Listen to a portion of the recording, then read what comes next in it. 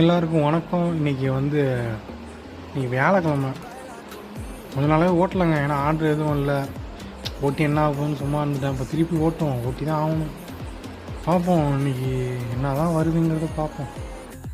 First order meals. முன்னாலாம் பிரியாணி வரும், இப்போ மீல்ஸ் தான் வருது.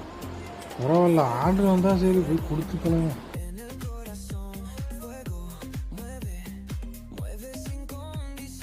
அது ரெண்டாவது ஆர்டரு. 2 இது போட்டிருக்கானுங்க. அதான் சிக்கன் பிரியாணி, சப்பாத்தி, இதையும் கொடுத்துருவோம்.